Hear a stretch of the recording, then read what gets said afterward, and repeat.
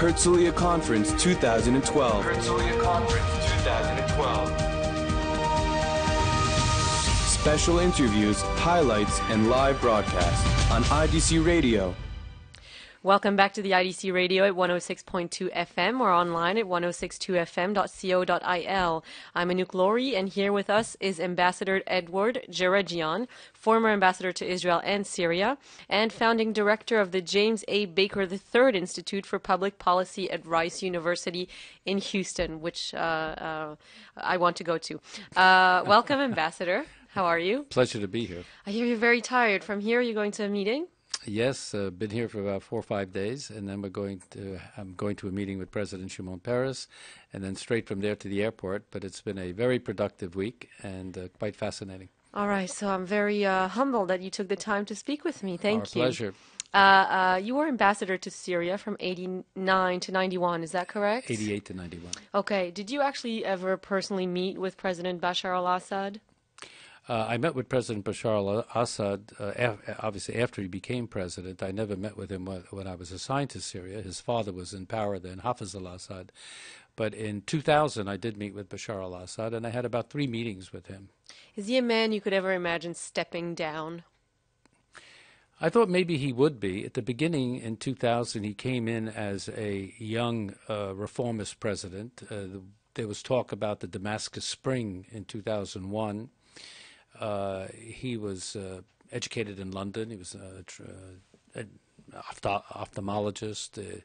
He married a very modern Syrian woman who was a beautiful woman, Asma Akhras, who was with J.P. Morgan Chase. And so there was the aura of a younger person coming in that might start reforms. And he did start at least rhetorically, a reform program. But it never really got off the ground.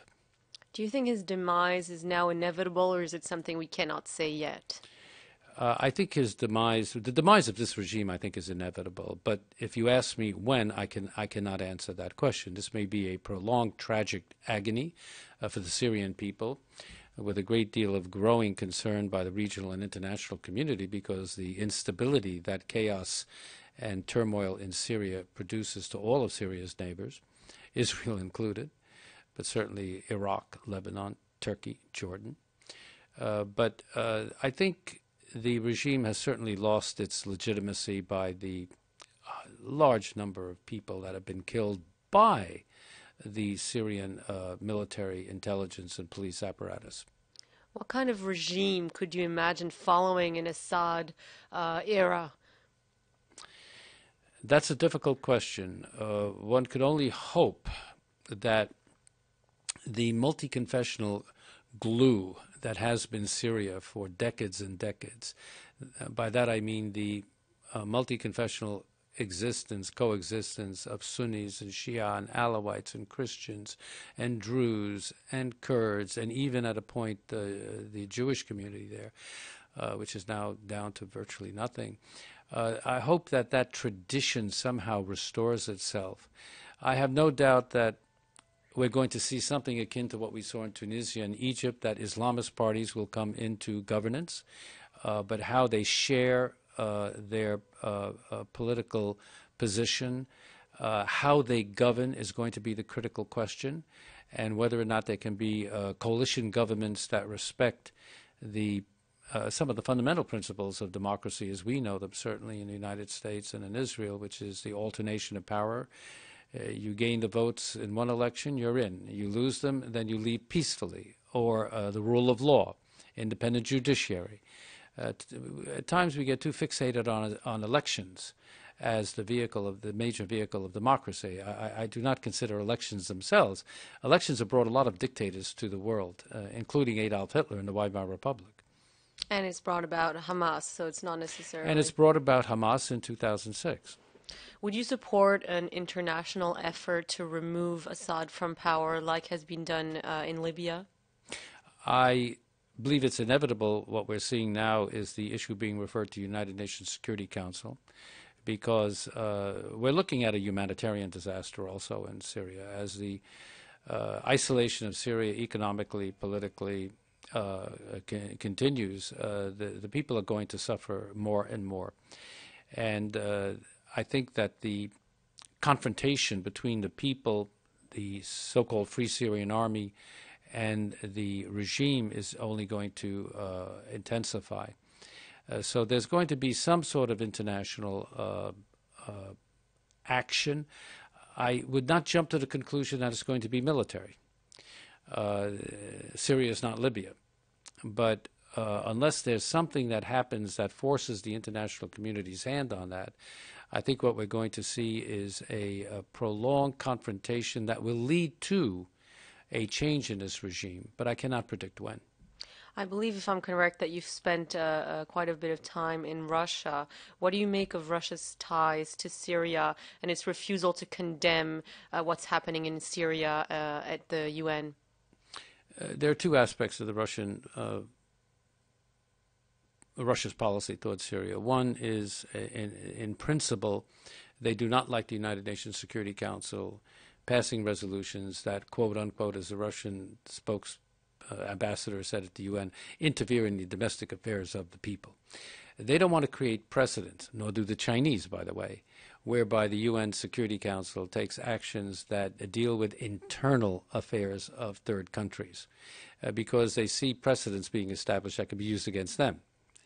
But having said that, I think the second aspect of Russian policy that really bothers me is that it is so self-interested.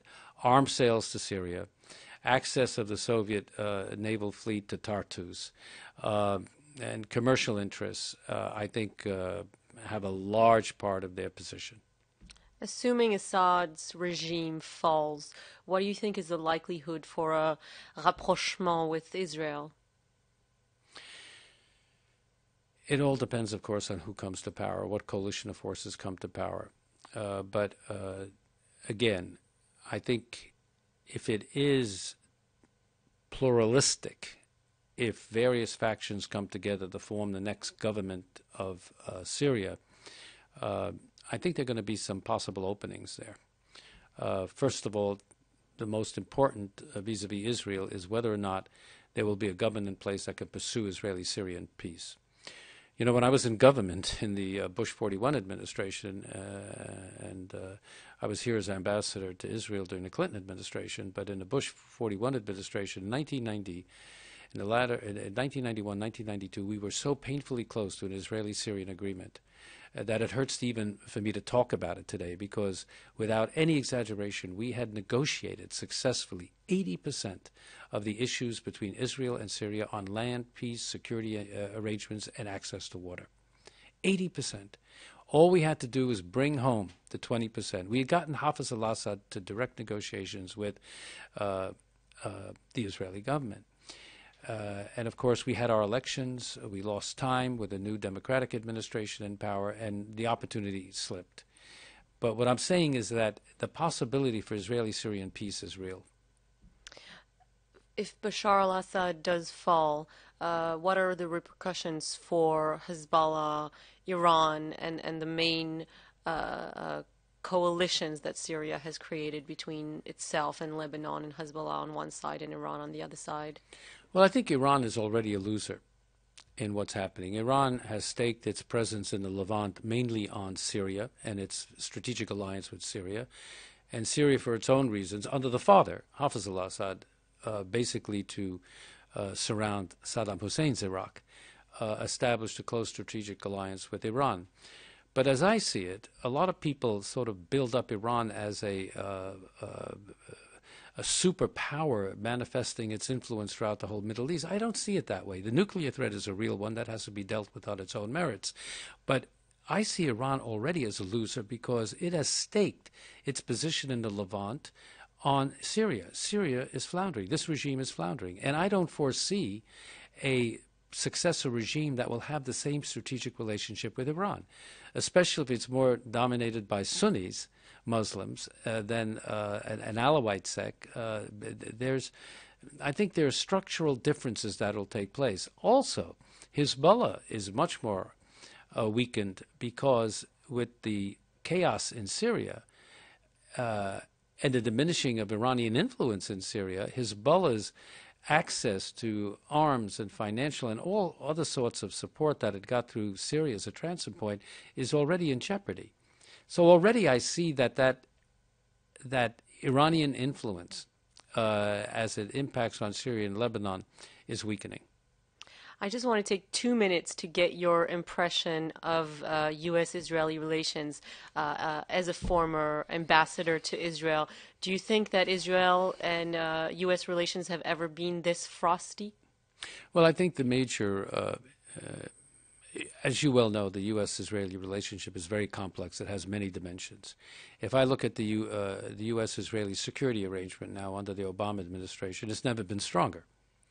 President Obama, and I say this in a very nonpartisan way, President Obama has given the Israeli defense establishment what it's been asking. He even asked George W. Bush, who was a very strong friend of Israel, but we never gave the bunker-busting bombs to the Israeli military. Obama has. And there are other things, as you probably know, in terms of air defense. So I see the military and security relationship as close as ever. And I think that's a Democratic-Republican. There's no difference between Democrats and Republicans on the strategic security alliance with Israel. So that's one thing. But I think where the real divisions are on Arab-Israeli peace. I think Washington would very much, and I also advocate that Israel should do everything possible to get to the table with the Palestinians. As frustrating as it is, this is the key.